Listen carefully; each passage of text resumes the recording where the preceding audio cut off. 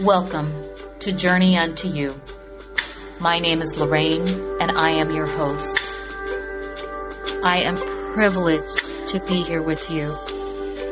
On this platform, we will explore all things autism and other subjects and needs within the community. I have shared my own personal journey and how it all got started. I hope to encourage you and strengthen and build you up, and even get some questions answered.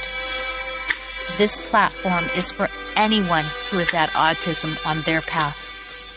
So get comfortable, take a deep breath, and just listen in.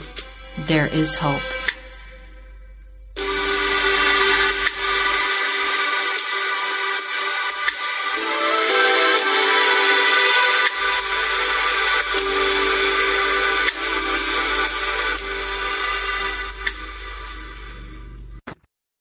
Welcome to another episode of Journey Unto You.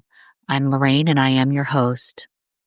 Tonight I wanted to touch on just a few little areas of this past week. I am officially no longer a registered behavior technician, and that is a good thing. It's just a closed door in my life and on to a new season. There was so much I learned being a registered behavior technician, just in so many ways. Learning more people skills, learning what needs were in the community, and having that sort of branch out into doing a podcast, and just all the wonderful people I met. And there were even a lot of challenges that I had to have some hard talks with myself and be in prayer with the Lord about being authentic to the purpose and another wave of assignments that He was calling me into. And really, the DNA that He's placed inside of me and the type of person that He's made me to be, and that He has called me to serve in a certain capacity. And one of those things that I discovered along the journey was that I am definitely not a 9-to-5 disposition for the corporate employment world, however you want to label that. The 9-to-5 grind, other people may call it all kinds of other things, but getting up and getting in that traffic and fighting through and getting to work and doing the whole 9-to-5 hierarchy of all the different types of people, and then being completely worn out by the end of the day, getting back into that traffic and getting home and on to the next thing with your family. Absolutely 100% not for me. I got to experience that for about 3 years. Prior to that, I was, as I've shared before, a stay-home mom. So while I was busy, it was a different kind of busy. And I've learned that there are ways that God has made me that just aren't good fits for certain types of settings.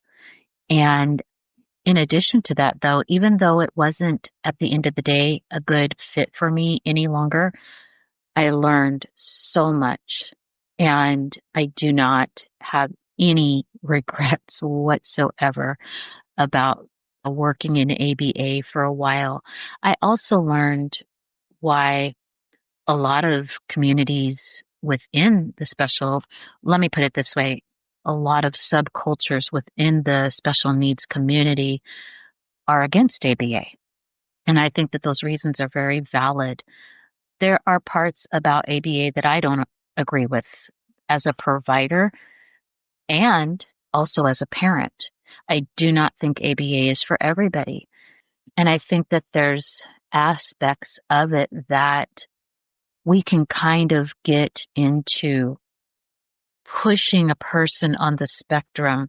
If you're working with someone with autism, you could be working with someone else that has different types of needs, but you could be asking that person to be something that maybe we want them to fit into some type of social norm that isn't necessary.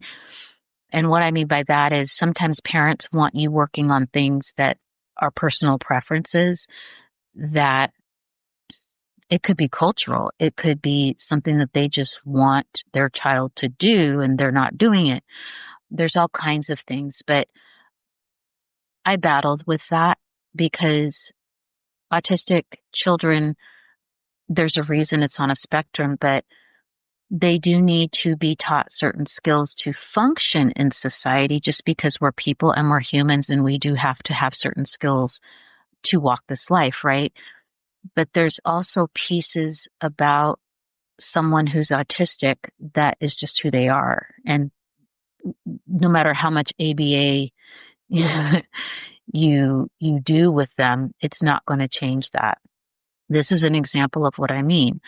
My son likes to pace, and he is an adult, and he still paces. He's done that for so many years. If I had told them, I want my son to stop pacing, I want there to be an alternative behavior, the therapist would have worked on that. But I would have been taking something away from him that really works for him and that makes sense to him and that's calming to him. It isn't always convenient. You know, there were times when we would be at church and he wanted to pace the foyer. Well, you know, you pick and choose your battles. But for him, that is very self-regulating. It's not harming anybody and it's not a safety issue as long as he's, you know, where I can see him or it's in the backyard or wherever. So there were times that I faced things like that. I think the hardest setting for me as an RBT was working in the school setting, working with teachers that really didn't understand ABA and who quite frankly didn't want you there was very difficult. I don't regret working in those settings. I'm very thankful I got to work in those settings because I got to see what it was like.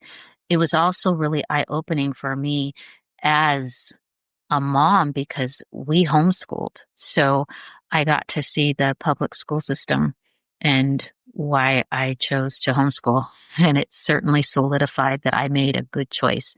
And I do understand that not everybody has that choice. It just, for me and my morals and values and the things that I wanted to implement in my children at all their growing up years, that would have not have been a good fit for us. So one of the other things that I wanted to touch on as well, on one hand, there's that mom piece again, and then there's that provider side, is walking this path as an RBT opened up my eyes to a lot of the lack of training for parents. And I know that some clinics have tried to implement training for parents, and I know that that's very time consuming. Most parents are very tired, and there's a whole host of reasons why parents don't get the training that they need. And sometimes it's because they have other things going on within their family, or some parents are just too tired. There's so many reasons. But I also am seeing a huge need for it. It was one of the things that made my job really hard. Many, many years ago, when I was starting to have more issues with my son and needing to get more resources from the community, a woman that had worked with the ARC for many years, and she was very good at what she did, and I wish I could say her name because she's just a wonderful woman. She really is. And one of the things that she said to me, because I was very upset at a meeting and I was very frustrated with the system and just in dealing with people, it was so hard because I was already so stressed as a parent. She called me and she said, you know, Lorraine, I'm just going to share some nuggets with you and some words of wisdom. As you are navigating this whole thing, just get really good at taking the emotion out of it and really treating this situation, as hard as it is, as a business transaction. And I took her advice, and she said other things that went along with it pertaining to my situation, but I took her advice and learned overnight how to talk with people, how to work as a team with people, how to get doors opened for my son. Because we know as parents that all of us would give our lives for our parent or for our children, excuse me, but we can't go in blazing or always have this fear that someone's going to hurt our child.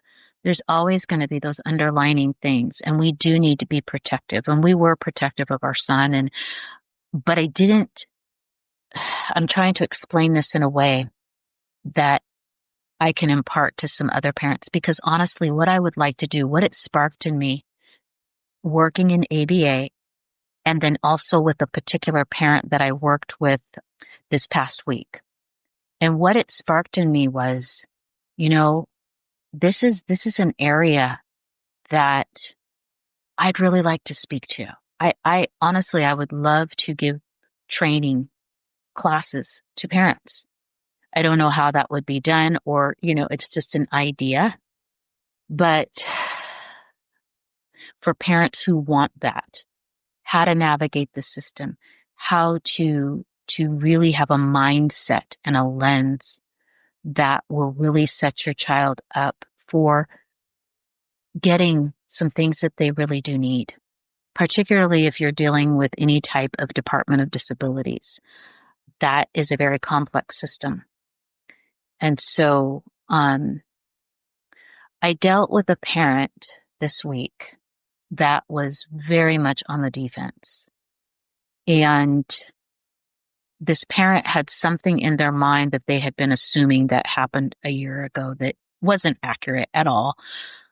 But a lot of these parents, before I move on, there was another parent that I spoke with a week before that she was just the sweetest woman. And I am going to be working with her in the future, but she was telling me a little bit about her situation with her son. And she began to cry because as parents, we know that we're concerned for our children. What's going to happen to them when we die? Are people going to be mean to them? Are people going to understand them? We just want them to have a chance. Some of us just want our children to get out and enjoy the world and get some fresh air and be able to be in the community and, all the basic things that parents want. But our biggest thing is we want them to be safe. We want them to be okay when it's time for us to leave this earth, right? And so I understood where she was coming from.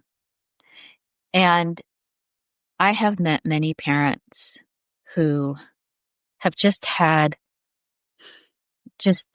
situations where they just haven't been treated well or misunderstood, or their child hasn't been dealt with very well. It could be at the hands of the school system, or maybe they had, in-home providers through agencies that weren't that great, or maybe they've had a lot of high turnover because their child has certain behaviors. I mean, it could be a plethora of things, but it's really easy for us as parents who have special needs children to really be on the defense. And it's understandable. It's so understandable because there are a lot of people who do misunderstand our children and say things sometimes that aren't very nice, especially if you're in public. We could have family members that don't understand our children. We could have a spouse that doesn't understand, and it's a source of contention in our home. You might have one parent that thinks that you're too harsh on your child and the other parent's too lax. And, we could have other children that don't understand their brother or their sister, right? So there's lots of reasons and there's lots of things, and all of the examples I gave could be true at once. And so this mother that I was dealing with that was a little on the defense the following week, I knew her story. She had shared it with me. We talked extensively on the phone, and she had been through some things. And so she has not had the ability to have someone really show her the ropes and to really show her that a lot of times some of this stuff is not even personal. And we go through things and we want our children to be safe and we're tired and we're exhausted. But what happens is, and I started talking with another provider because she too has had some frustrations with parents. It's hard on both sides, depending on what kind of provider you are, particularly if you're a hands-on client or hands-on provider. What parents don't see is that those of us who are providers are parents too. A lot of us are, not all of them, especially if they're coming out of college and up and coming and trying to build a career and that kind of thing. But when we come in with a certain attitude or preconceived notions, and sometimes it, it's justified, right? But we still have to come in, whether we're feeling a certain way or not. We really have to, as parents, work on how we approach providers, even medical doctors, psychologists, neurologists, speech pathologists, OTs, whatever service your child is needing. It's so important to show appreciation. It's so important to have a mindset of how can we work together for the best of my child. And I do sometimes see parents with that mindset, but it's rare. And so what happens is inadvertently you get providers on the defense. And while we don't take it personally, we work past it and we get where that parent's coming from and we are understanding and we show mercy and grace. It makes our job really hard. At first, we understand it, but when you work with a parent who continues to be like that, I know people who work with special needs and have worked with the same parent for years, and the parent is still in this mode that something's not clicking, you know. And I have a heart for that. I get it. I understand it. And I'm not even saying you have to do anything about it. I'm just feeling like it would be great to have some conversations around that with parents. And again, it's just an idea to really support parents. Most parents I know, you start talking about their child and they're bawling within 10 minutes. You know, I get that. I've been there and I'm there. I am there. I'm right there on that ship with you. I don't know where God's going to take me fully in all the things that He's been having me do. I know that walking this path with my son has been my own testimony, but it's also given me the armor to go in there for other parents. And I really hope to just empower even one parent, just like that mom did for me who worked for the ARC many, many years ago. And I haven't talked to her in a long time, but she was just phenomenal. And she just gave me life-changing advice that I received and I was open to. I was pretty frustrated and pretty angry with the system. I was mad at my son. He was just being so difficult. I didn't know how to fix it. So I have felt all those feelings and I want to be able to help someone else navigate that if I can, and if the Lord says the same.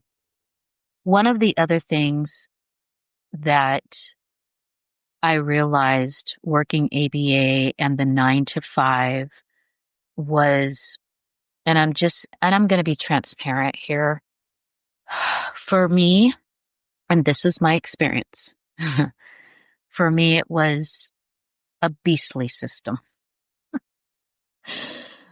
I found it to be very unauthentic and fake. I felt like I wanted to be just who I was, and I'm a pretty down to earth person. And I try to be kind to everybody. But what I found was there's sort of this thing that goes on with these corporate settings, these 9 to 5, 8 to 5, 9 to 6 type work settings. Sometimes we do make friends in these environments and they become our lifelong friends. Or sometimes they're people that we might go out and do something with on occasion. But I found it to be very draining and a lot of outpouring of a system that I clearly cannot control. But I thought to myself, no wonder women are so tired. And people in general, even men, coming home and you're absolutely exhausted and doing family. Now, I understand we have to pay our bills. We have to get things done, right? Uh, I found it disturbing. I'm just going to call it what it is. I found it disturbing that we would spend hours in one building and in one room or a certain setting for hours at a time, confined to rules and regulations to, pay our bills, but causing someone else to be wealthy. That's okay too, depending on how you look at that. But it was hard for me when it came to children, particularly in the school setting. I saw children at very crucial development stages not get their needs met. And it really, truly broke my heart because some parents have to go to work. Some parents choose to go to work. Whatever the case may be, I found myself being so grateful for the many years that the Lord made it possible for me to stay home.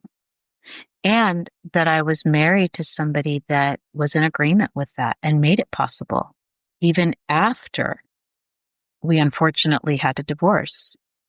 Well, we didn't have to, we chose to. He still made it possible for me to be home. And I found myself just realizing that that was just an incredible blessing. I'm so thankful. I'm so thankful. I'm still thankful and grateful.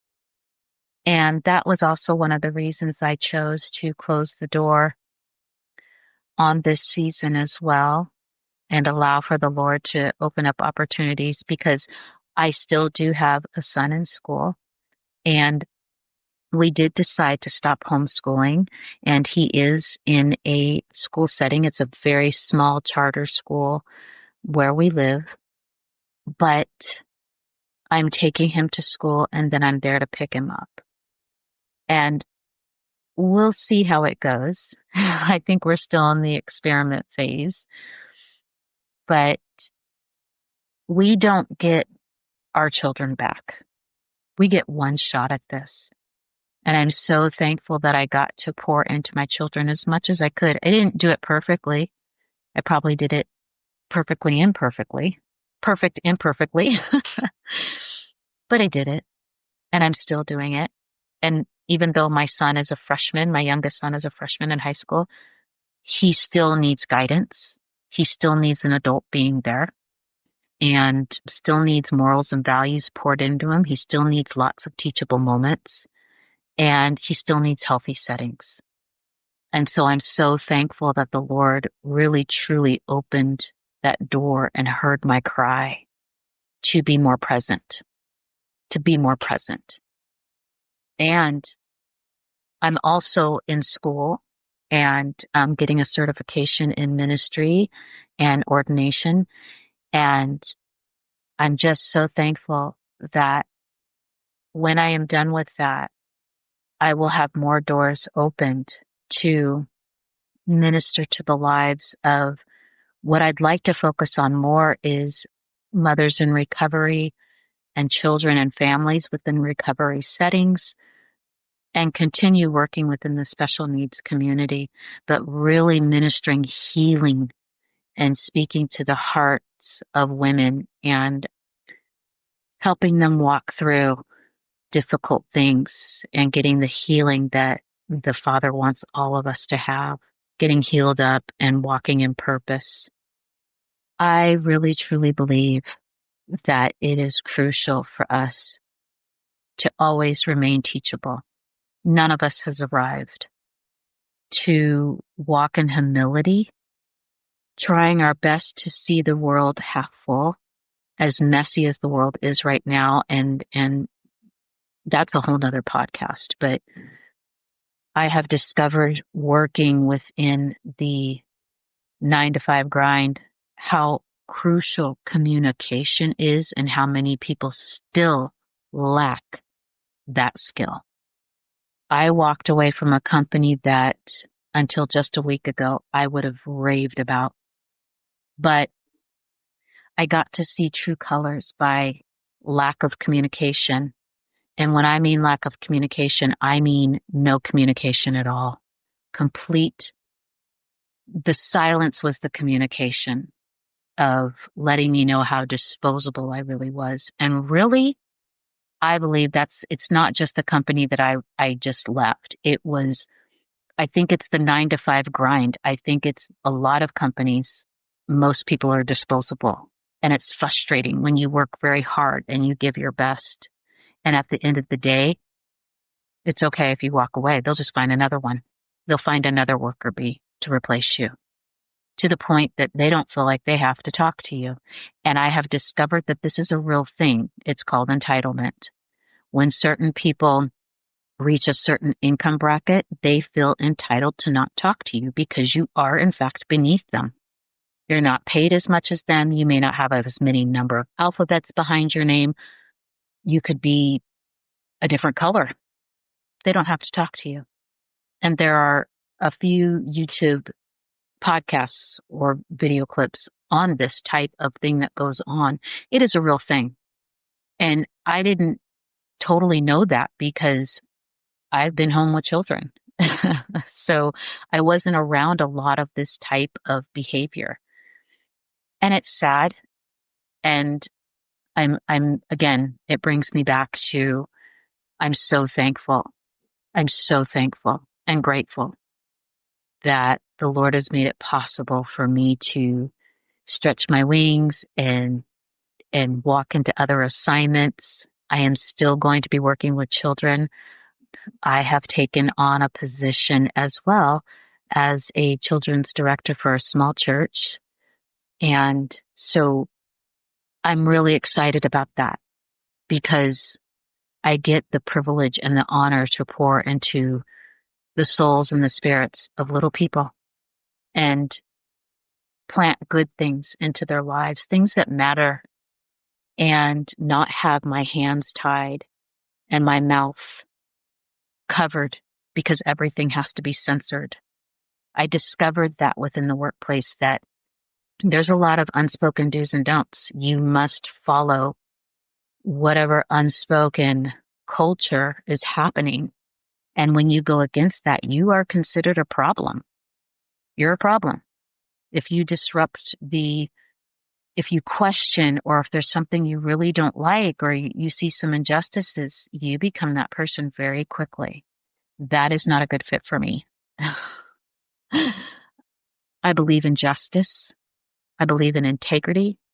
Doesn't mean I've always been that type of person in every situation in my life. I have failed in those areas. But in general, I believe in being kind. I've learned from past mistakes.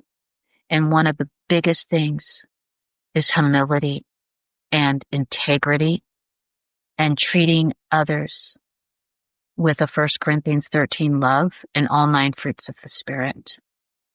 And you don't have to be a follower of Christ to implement that type of love. I encountered a lot of dishonesty in every single setting that I worked in.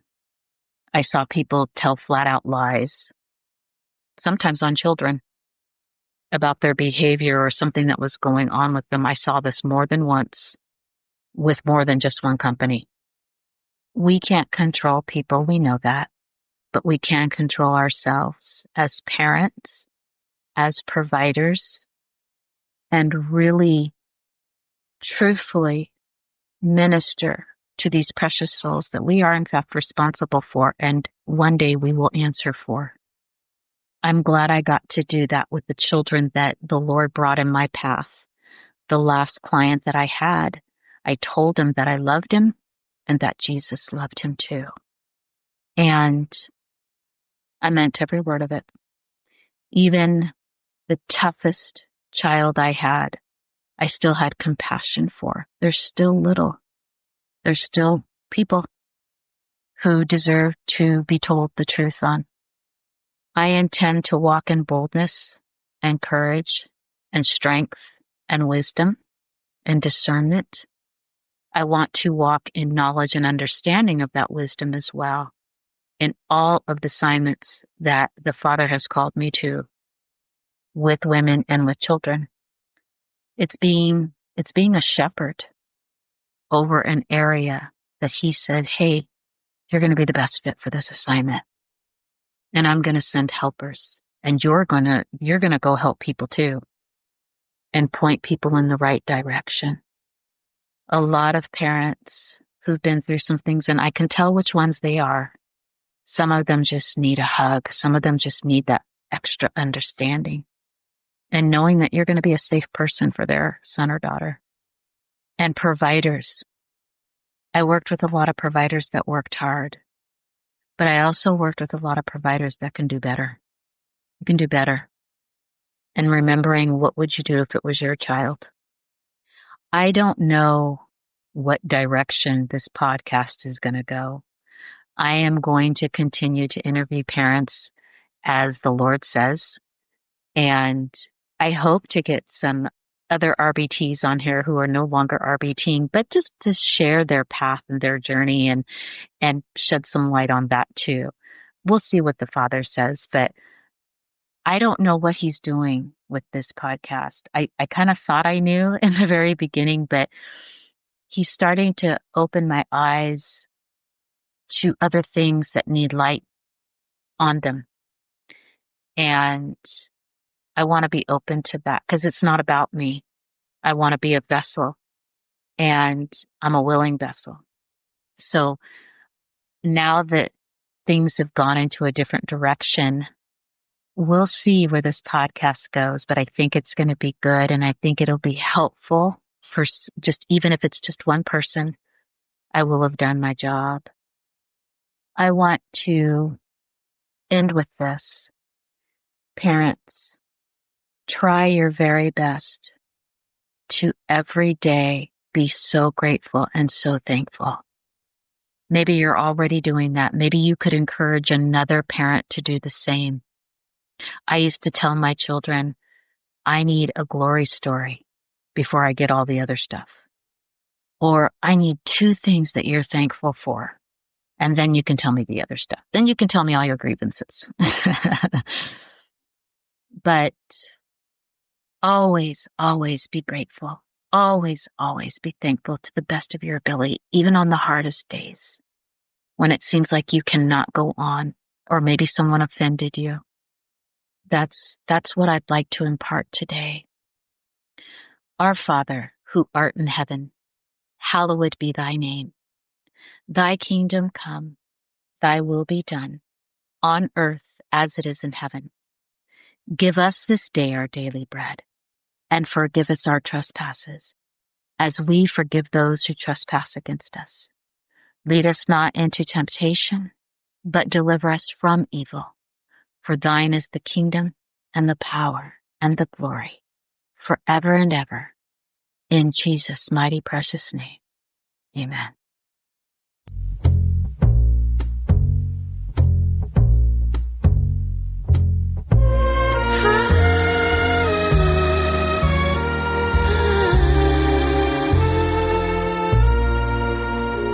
Now I've journeyed oh so far just to get right where you are, the root and the offspring of David, the bright and morning star.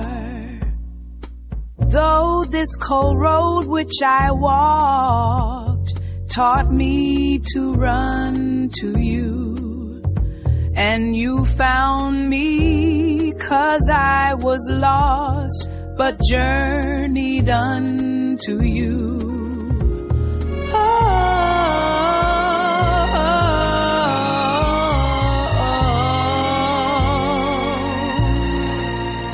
For all my battles you have fought, your word faithful and true.